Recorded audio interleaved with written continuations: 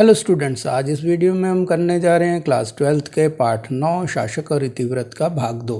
तो इससे पहले वाला भाग जो है पार्ट 1 में हम मुग़लों के बारे में कुछ जानकारी ली थी कि मुग़ल वंश की स्थापना कैसे हुई और उसके प्रारंभिक शासकों का कार्यकाल क्या रहा था। अब जो है हम इतिवृत्त के बारे में इस पार्ट में जानेंगे, यानी कि उनके जीवन के इतिहास के लिए जो पुस्तकें लिखी गई वो पुस्तकें क्यों लिखी गई और कैसे लिखी गई उनके बारे में हमको इसमें जानकारी लेनी है। तो यहाँ आप देख रहे हैं कि कुछ पुस्तकें यहाँ पर उनके जो है आवरण चित्र हमने दे रखे हैं।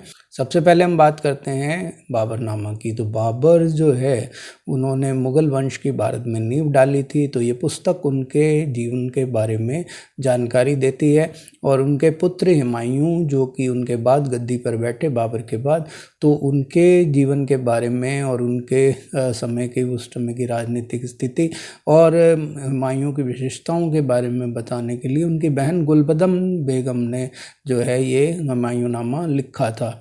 उनके पुत्र अकबर जो कि अकबर द ग्रेट के नाम से भी मशहूर हैं, उनके जीवन के बारे में जो पुस्तक है अकबरनामा वो शेख अबुल फजल ने लिखी थी। और इसी तरह से शाहजहाँ के बारे में शाहजहाँनामा और बादशाहनामा या पातशाहनामा जो है वह मोहम्मद वारिस की लिखी हुई पुस्तक। तो ये जो हैं कुछ प्रसिद्ध जो हैं इतिवृत्त हैं जिनके बारे में हम बात कर रहे हैं। तो सबसे पहले जब बात करते हैं कि वो इतिवृत्त होते क्या हैं, क्योंकि अगर हम इतिवृत्त के बारे में बात करें तो हमें ये पता होना चाहिए कि इतिवृत्त क्या होता है।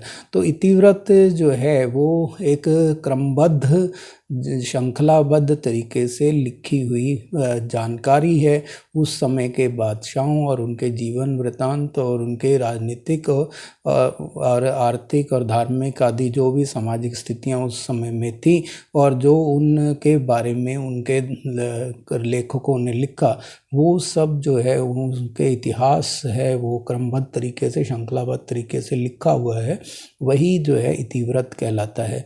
अब इसके महत्व के बारे में भी हमें जानकारी चाहिए और हमें ये भी पता होना चाहिए कि इनकी क्यों आवश्यकता पड़ी, इनकी रचना किसने की, इसकी विषय वस्तु क्या थी और इतिवृत्तों से हमें क्या क्या जानकारियाँ मिलती हैं, इनकी रचना किस प्रकार की गई और इन्हें किसने प्रोत्साहन किया। तो इन सभी के बारे में जो है अगले स्लाइडों में हम जानकारी लेंगे एक एक करके। तो आगे देखिए कि अब पहले बात करते हैं फ़ारसी के बारे में। तो जैसा कि आप जानते हैं कि मुग़लों की जो दरबारी भाषा है वो फ़ारसी थी। अब फ़ारसी जो भाषा है ये ईरान की भाषा थी। तो ये फ़ारसी जो भाषा कैसे जो है मुग़लों की भाषा बनी, जबकि मुग़ल जो थे वो तुर्की वंश के थे और जो है ये तैमूरलंग के साथ जो है अपने के वंशज थे। तो उसी की उनकी जो भाषा थी वो भाषा जो थी तुर्की थी। फिर फ़ारसी इनकी दरबारी भाषा कैसे बनी इसके बारे में भी हम इसमें जानकारी लेंगे। तो दिल्ली सल्तनत काल जो था, मुग़लों से पहले जो सल्तनत काल था, उसमें भारत में उत्तर भारतीय भाषाएं विशेषकर हिंदवी जिसे हिंदी के नाम से जाना जाता है और क्षेत्रीय भिन्नताओं के साथ साथ फ़ारसी भी खूब जो है पुष्पित पल्लवित हुई थी। तो इसका मतलब ये है कि फ़ारसी भाषा का प्रचलन तो भारत में पहले से भी था, लेकिन मुग़लों के आने के बाद उसका प्रचार जो है बढ़ गया। तो मुग़ल जो हैं वो चगताई मूल के थे और तुर्की जो है उनकी मातृभाषा थी। तो बाबर जो हैं, जो कि हमने जैसा कि हम जानते हैं कि बाबर इस मुग़ल वंश के स्थापक थे, तो बाबर ने जो अपनी कविताएं और संस्मरण वगैरह हैं वो तुर्की में ही लिखे हैं। तो बाबर क्योंकि मुग़ल वंश के संस्थापक थे तो वो अपना मूल रूप के साथ ही यहाँ पर थे, लेकिन धीरे धीरे परिस्थितियों के हिसाब से जो बाद के बादशाह हुए हैं बाबर के बाद में, तो उन्होंने तुर्की को छोड़कर फ़ारसी को अपना लिया। तो तुर्की का स्थान जो है वो फ़ारसी ने किस प्रकार लिया, तो उसके जो सबसे बड़ा जो कारण रहा है वो ये है कि हम जानते हैं कि जब शेरशाह सूरी के द्वारा हुमायूं को परास्त कर दिया गया तो वो दर दर इधर उधर भटक रहे थे और कोई उनको शरण देने वाला नहीं था। तो हार कर परेशान होकर वो जो है छुपते छुपाते भागते हुए ईरान पहुंच गए और ईरान के सफ़ावी बादशाहों के यहाँ उन्होंने शरण प्राप्त की, राजनीतिक शरण ली और वहाँ पर वो कई वर्ष रहे। और 15 वर्ष के लगभग जो है उनके सतत संपर्क में रहने की वजह से वहाँ की संस्कृति और वहाँ के जो है उनके राजनीतिक दरबार की गतिविधियाँ और उनके जो संस्कृति थी उससे वो काफ़ी प्रभावित हुए और उन्हीं को समान जो है उन्होंने भारत में भी आचरण करने की कोशिश की। हालांकि उनका हुमायूं का शासनकाल भारत में दूसरी बार जो है 1 वर्ष से भी कम समय के लिए रहा, लेकिन फिर भी जो है उन्होंने जो दूरगामी प्रभाव छोड़े, क्योंकि अपने साथ जो वो ईरान से उनके साथ जो लोग आए थे, जो विद्वान आए थे, उनका जो है पूरे होल्ड हो गया था उसके ऊपर, दरबार के ऊपर। तो उन्होंने जो है फ़ारसी भाषा के प्रसार में योगदान दिया और मुग़ल दरबार में उच्च पद पाने के लिए, क्योंकि ईरानियों के वो एहसानमंद थे और ईरान के से जो है बहुत प्रभावित भी थे, तो जो उच्च पद पाने की इच्छा से मुग़ल दरबार में मध्य एशिया और ईरान से प्रवासियों का लगातार आना जारी रहा। और वो यहाँ पर जब दूसरों को देखते थे कि मुग़ल दरबार में उन्हें ऊँची ऊँची पदवियाँ दी गई हैं, तो और लोग भी प्रेरित होकर वहाँ पर आने लगे। तो उनके आने की वजह से ही यहाँ पर जो है पर्शियन संस्कृति जो है वो उसका बढ़ावा मिला और इस तरह से भी फ़ारसी भाषा जो है वो लोकप्रिय होने लगी। और मुग़लों को जो है उस समय ईरान का साम्राज्य जो था अपनी शान और शौकत के लिए जो है विश्व में प्रसिद्ध था। तो मुग़लों की भी इच्छा थी कि ईरानी साम्राज्य के बराबर जो है या उससे बराबरी करने की इच्छा रखते हुए उसकी शान और शौकत की उनको इच्छा थी, तो उनको जो उन्हीं के तौर तरीके जो है उन्होंने अपनाने की कोशिश की। इस तरह से जो है फ़ारसी भाषा ने जल्दी ही तुर्की भाषा का स्थान ले लिया। अब फ़ारसी का प्रभाव कैसे बढ़ा? तो फ़ारसी का प्रभाव बढ़ने का कारण ये है कि एक तो उसे दरबारी भाषा का ऊंचा स्थान दिया गया, यानी कि राजकाज के कार्य जो हैं उसी में होने लगे। तो इस वजह से जो है वहाँ पर फ़ारसी भाषा का प्रभाव और दबदबा काफ़ी बढ़ गया। दूसरा ये है कि फ़ारसी की में जो अच्छी पकड़ रखते थे उन्हें मुग़ल बादशाहों ने ऊंचे पद दिए, शक्ति प्रदान की और उनको मान सम्मान भी दिया, उनको प्रतिष्ठा दी गई। इसके अलावा क्योंकि बादशाह की भाषा थी, उसके परिवार के लोग, शाही परिवार के लोग भी यही भाषा बोलते थे और साथ ही साथ कि ईरान से आए हुए जो दरबारी थे जिन्हें उच्च पद दिए गए थे उनकी भी ये भाषा थी। तो उसके प्रभाव की वजह से अन्य लोग भी इस भाषा की तरफ आकृष्ट हुए। अब जैसा कि आप जानते हैं कि अगर प्रशासन की भाषा दरबारी भाषा जो होगी उसी में जिसमें राजकाज हो रहे होंगे, तो उसी भाषा को सीखना सबके लिए आवश्यक होगा जो वहाँ पर नौकरी पाना चाहता होगा। तो जो लेखाकार थे यानी कि क्लर्क थे, अकाउंटेंट थे और लिपिक वगैरह और अन्य अधिकारी जो थे, ऑफिसर्स लेवल के जितने भी अधिकारी थे, उनके लिए ज़रूरी था कि वो उस भाषा का ज्ञान रखें जो जिसमें राजकाज होता है। तो जो है फ़ारसी पढ़ने के लिए ये ज़रूर फ़ारसी भाषा का इसीलिए प्रभाव और बढ़ गया क्योंकि फ़ारसी सीखने वालों की संख्या जो राजकीय सेवा में जाना चाहते थे उनके अंदर एक आकर्षण का केंद्र था। और उस समय तो ये कहावत भी प्रचलित हो गई थी जो कि काफ़ी समय तक अब भी मुहावरे की तरह यूज़ की जाती है कि जैसे पढ़े फ़ारसी बेचे तेल, यानी कि फ़ारसी पढ़ने के बाद तो उन्हें लगता था कि फ़ारसी सीख जाएगा तो वो राजकीय सेवा में चला जाएगा। तो इस तरह से जो है फ़ारसी का प्रभाव जो है इन कारणों से काफ़ी बढ़ गया। अब उर्दू का उद्भव कैसे हुआ? उर्दू जो है एक भाषा है जो आज काफ़ी प्रचलित भाषा है, तो इसका जो जन्म स्थान है वो भी भारत ही है। तो उर्दू के विकास कैसे हुआ, उर्दू कैसे बनी? तो इसका कारण ये है कि उर्दू जो है वो भाषा का जन्म सबसे पहले हम बात करते हैं तो उर्दू जो है इसका शाब्दिक अर्थ है कैंप की भाषा, यानी कि जो शिविर लगते थे, सैनिक शिविर होते थे, उसको उन शिविर में जो सैनिक थे वो जो थे ईरानी भी थे, तुर्की भी थे और साथ ही साथ स्थानीय भारतीय भाषाओं को बोलने वाले भी थे। तो उनमें जो है एक खिचड़ी भाषा शुरू हो गई जिसमें फ़ारसी, हिंदवी आदि भाषाओं का और स्थानीय भाषाओं का एक मिश्रण बनने लग गया।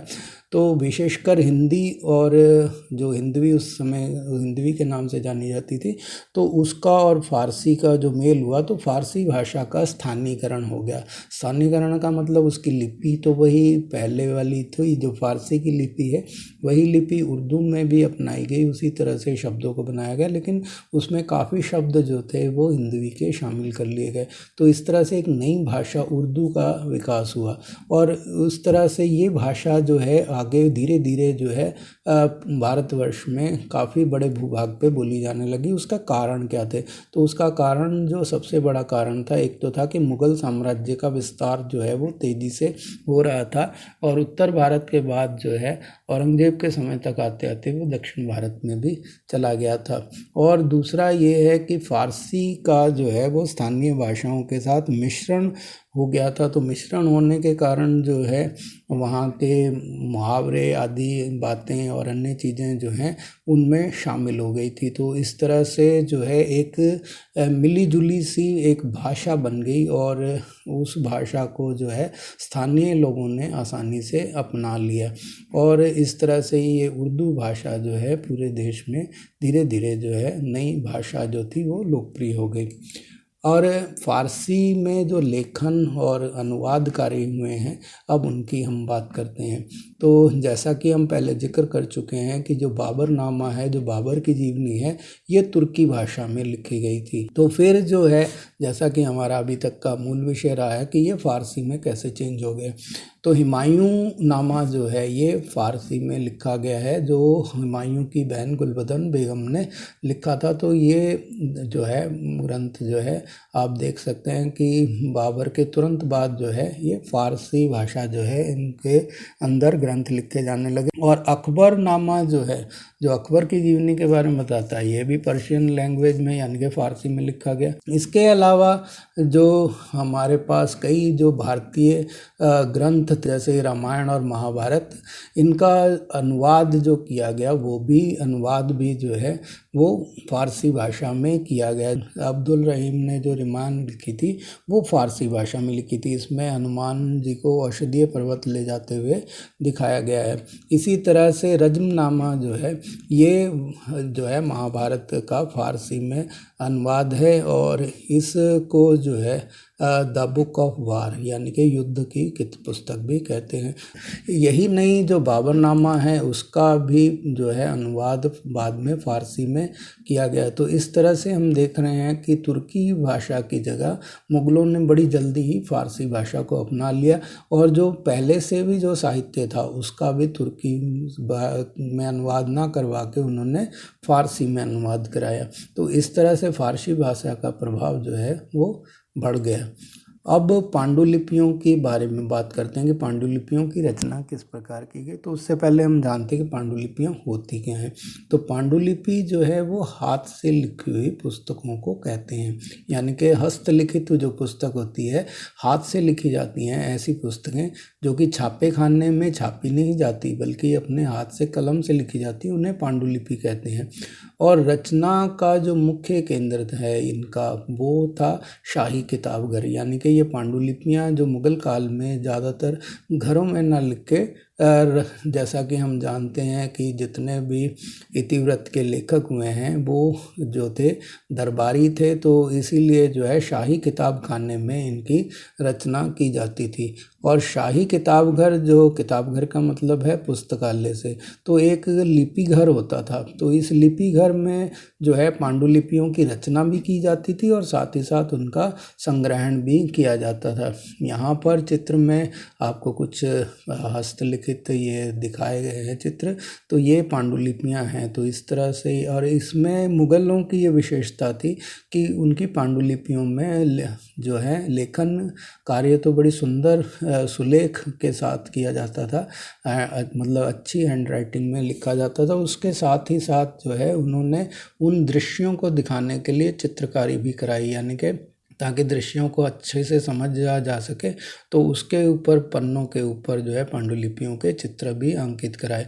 तो यहाँ आप देख रहे हैं कि रामायण का जो पर्शियन में अनुवाद हुआ है, फारसी में अनुवाद हुआ है, इसमें जो है आप देख रहे हैं कि लिखावट सुंदर होने के साथ साथ इसमें चित्र भी शामिल किए गए हैं। और ये रज्मनामा का चित्र यहाँ आपको दिखाया गया है। तो इसमें आप देखें कि जो है इसमें चित्रों के साथ लिखा भी गया है और साथ ही चित्र भी शामिल किए गए हैं। तो चित्रकारी और लेखन कला दोनों ही जो है मुगल पांडुलिपियों की विशेषता रही हैं। अब बात करते हैं पांडुलिपियों की रचना किस प्रकार की जाती थी। तो पांडुलिपियों की रचना में सबसे पहले हम ये देखेंगे कि इस पांडुलिपियों की रचना में कौन कौन लोग शामिल थे। तो सबसे पहले जब हम बात करते हैं पांडुलिपियाँ बनाई कैसे जाती हैं, क्योंकि सबसे पहले आवश्यकता होगी पांडुलिपियों के लिए कागज़ बनाने की।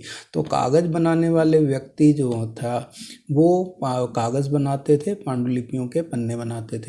और उसके बाद जो है लेखक जो है उन अपनी जिसकी रचना होती थी वो उस पर स्वयं नहीं लिखता था, क्योंकि मुग़ल बादशाह चाहते थे कि बड़े ही खूबसूरत तरीके से उनको लिखा जाए, सुंदर राइटिंग में लिखा जाए। इसके लिए सुलेखकों की व्यवस्था की जाती थी और वो सुलेखक जो हैं उस पाठ की, जो लेखक द्वारा लिखा गया पाठ है उसकी नकल जो है अपनी खूबसूरत राइटिंग के अंदर अच्छे सुलेखन के रूप में वहाँ पर उन पांडुलिपियों में किया करते थे। और कोफ्तगर जो होते थे ये क्या करते थे, उन पृष्ठों को चमकाने का काम करते थे। उनको रगड़ा जाता था और उसके अंदर जो गर्मी पैदा होती थी उसके द्वारा जो है उसमें पांडुलिपि के पन्नों के अंदर चमक पैदा की जाती थी। और फिर जो है उसके ऊपर चित्रकार जो थे, जो अपनी कला में प्रवीण थे, उनके पृष्ठों पे दृश्य अंकित करते थे और जिल्त साज जो है उसके बाद उन पन्नों को इकट्ठा करके उनके ऊपर जो है अलंकृत आवरण चढ़ाते थे।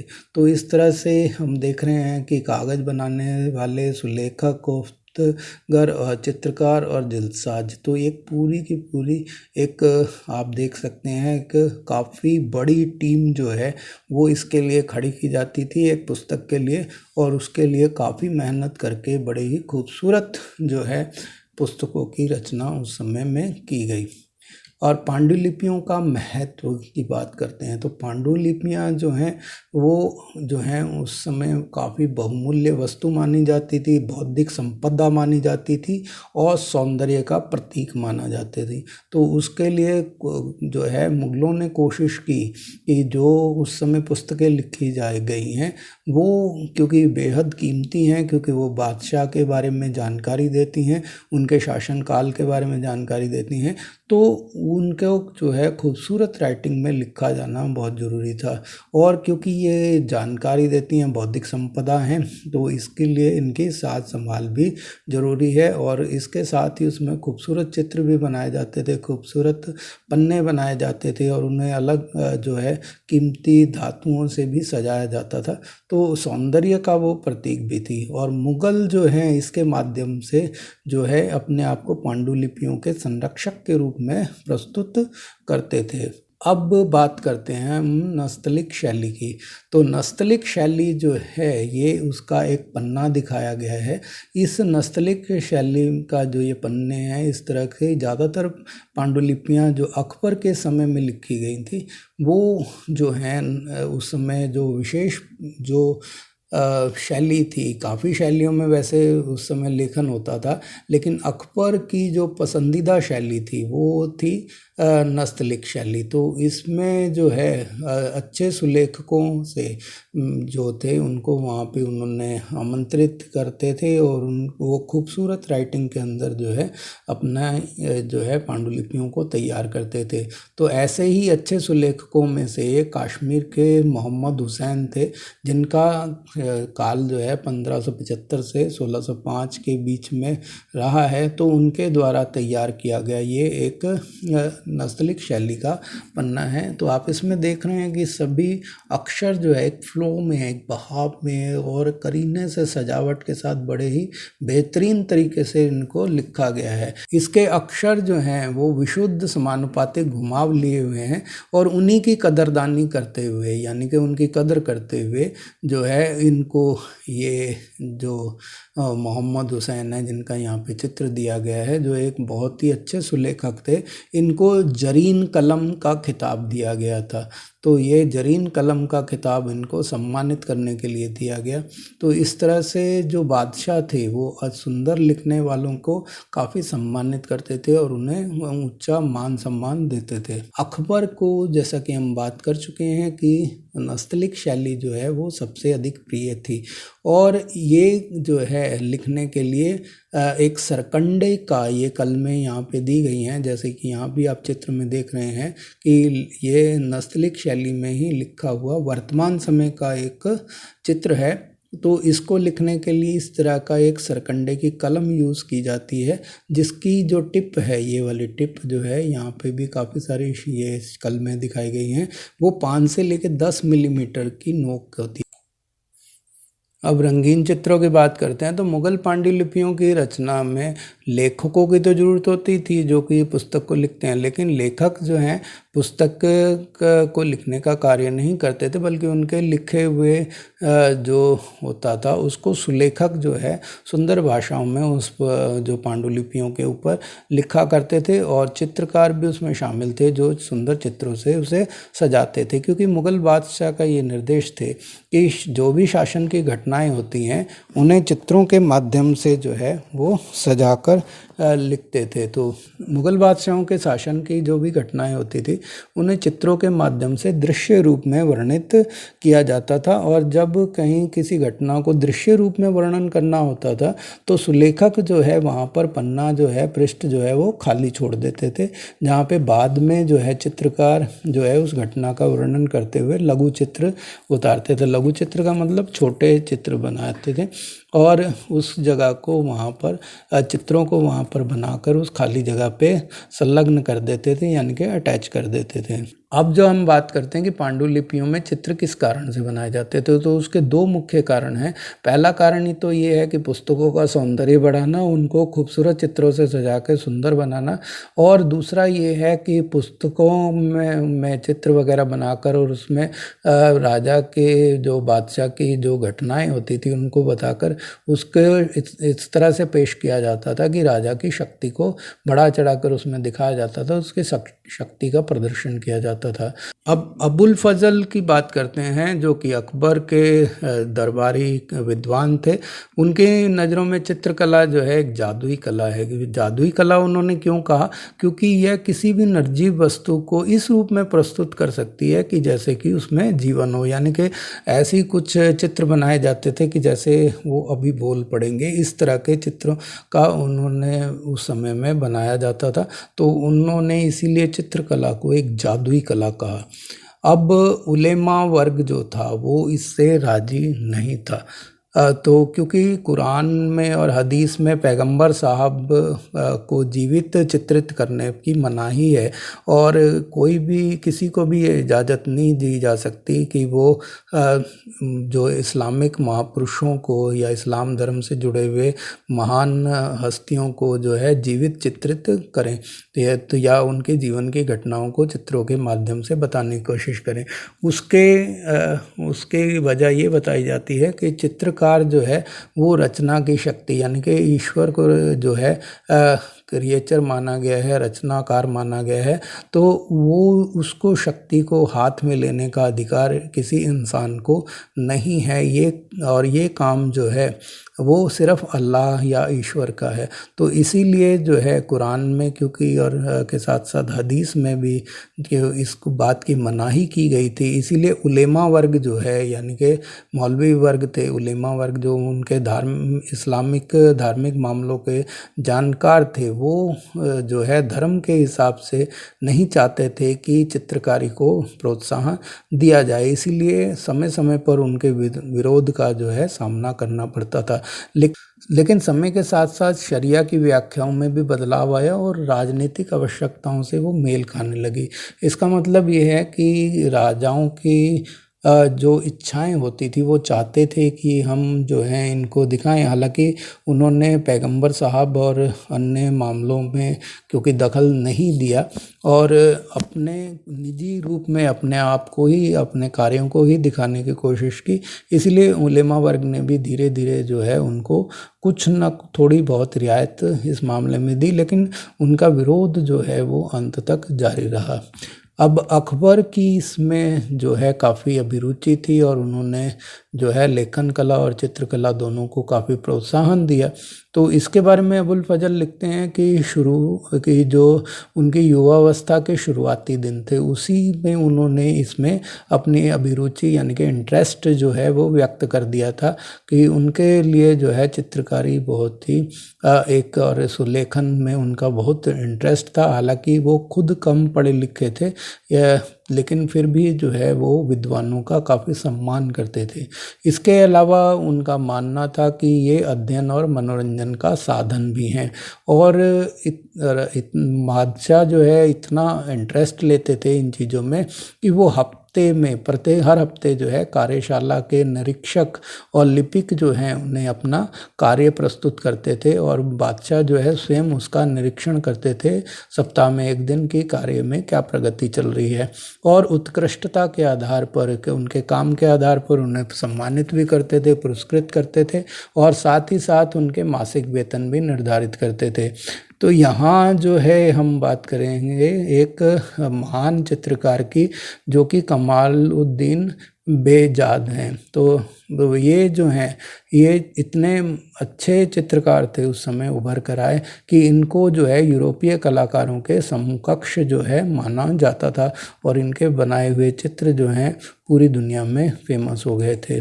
इस चित्र में ईरानी कार्यशाला दिखाई गई। आप देख रहे हैं कि कितने खूबसूरत तरीके से इन कार्यशालाओं में कार्य जो किया हुआ दिखाई दे रहा है। तो ईरान के जो सफ़ावी शासक थे उनके दरबार में इस तरह से जो स्थापित कार्यशालाएं थी उनमें जो प्रशिक्षित उत्कृष्ट कलाकार थे जैसे कि बेजाद जिसकी हम पहले बात कर चुके हैं, उनको मुग़ल बादशाहों ने अपने यहाँ संरक्षण प्रदान किया और उनको जो है काफ़ी मान सम्मान दिया, जिससे कि काफ़ी सारे जो ईरानी कलाकार थे, जो चित्रकार थे, वो मुग़ल दरबार की तरफ को आकर्षित हुए और वहाँ पर आ गए। तो मीर सैयद अली और अब्दुस समद ये दो ईरानी चित्रकार थे जिन्हें सफ़ावी सम्राट द्वारा हुमायूं के साथ भेजा गया था। अब हम बात करते हैं कुछ उस समय के प्रमुख चित्रकारों के बारे में। तो यहाँ पर आप देखिए चित्र में दो चित्रकार दिखाए गए हैं जो हुमायूं के साथ आए थे। तो मीर सैयद और अब्दुल समद जो हैं ये मीर सैयद अली हैं और ये अब्दुल समद हैं। तो इन दोनों को जो है ईरानी चित्रकारों को जो सफ़ावी सम्राट थे जिनके यहाँ हुमायूं ने शरण ली थी और वो जब हुमायूं ने 1555 में शेरशाह सूरी के उत्तराधिकारियों को परास्त करके दोबारा से जो है भारत पे अपना मुग़ल वंश को स्थापित किया तो उनके साथ जो है ये चित्रकार जो है सफ़ावी सम्राट ने भेजे थे। तो इन्होंने जो है भारत के अंदर आकर यहाँ जो इतिवृत्त लिखे गए उसमें अपनी खूबसूरत चित्रों से काफ़ी योगदान दिया था। इसके अलावा वहाँ के ईरानी जब चित्रकारों को इतने सम्मान दिया गया तो और भी दूसरे लोग जो हैं संरक्षण और प्रतिष्ठा अवसरों की तलाश में वहाँ पर आ गए थे। अब अकबर का इसके बारे में क्या नज़रिया था उसकी बात करते हैं। तो अबुल फजल अकबर की ओर से कि ये कहते हैं, तो यहाँ चित्र में हम देख रहे हैं कि अबुल फजल जो उसके काफ़ी क्लोज थे और उन्होंने अकबरनामा लिखा था। इस चित्र में वो अकबरनामा का दूसरा वॉल्यूम जो है यानी कि दूसरा भाग जो है वो अकबर के सामने पेश कर रहे हैं। क्योंकि वो काफ़ी क्लोज थे तो उन्हें अच्छे से समझते थे, तो उनके बारे में वो लिखते हैं कि कई लोग ऐसे हैं जो चित्रकला से घृणा करते हैं, यानी कि उन्हें पसंद नहीं करते। ऐसे कट्टरपंथी लोगों के बारे में वो कह रहे हैं कि मैं जो हूँ उन लोगों को जो चित्रकला को पसंद नहीं करते उनको नापसंद करता हूँ। मुझे ऐसा लगता है कि कलाकार के पास खुदा को पहचानने का बेजोड़ तरीका है। यानी कि वो कह रहे हैं कि कलाकार जो है वो ईश्वर को, अल्लाह को या खुदा को जो हैं उनको अच्छे से पहचानता है, क्योंकि उसे कहीं ना कहीं चित्र बनाने के बाद ये महसूस होता है कि खुदा की रचना को वह जीवन नहीं दे सकता। यानी कि अगर वो चित्र सजीव बनाने की कोशिश भी करता है लेकिन उसमें जीवन नहीं दे पाता, तो उसे कहीं ना कहीं वो खुदा को अपने से बड़ा ही समझता है। तो वो खुदा की तरह, क्योंकि उसे जीवन नहीं दे सकता है, तो उससे जो है खुदा का पता भी लग जाता है, उसकी हैसियत का भी पता लगता है। तो इस तरह की पॉजिटिव सोच जो है अकबर की थी, तो जिस वजह से उनका ये नज़रिया पता लगता है कि वो चाहते थे कि हम, हालांकि वो मानते थे, क्योंकि इस्लाम को वो मानने वाले थे और इस्लाम में जो चित्रकारी है किसी सजीव व्यक्ति की, वो शरिया में मना है, तो वो मानते तो थे उसको, लेकिन वो एक दूसरे तरीके से ये कहते हैं कि क्योंकि चित्रकला के माध्यम से चित्रकार चाहे सजीव व्यक्ति की हूबहू चित्र बना भी देता है, लेकिन वो उसे जीवन प्रदान नहीं कर सकता। तो इस तरह से वो एक तरह से खुदा की जो है महत्वता को बढ़ाता है। तो ये अकबर का नज़रिया था। तो इस पार्ट में बस अभी इतना ही। आपने जो इसके लिए कीमती समय दिया उसके लिए आपका बहुत बहुत धन्यवाद। अगर आप इसी तरह के और वीडियो देखना चाहते हैं तो मेरे चैनल को सब्सक्राइब कर लें और बेल आइकन जरूर दबा दें और ज़्यादा से ज़्यादा इसको शेयर करें। धन्यवाद।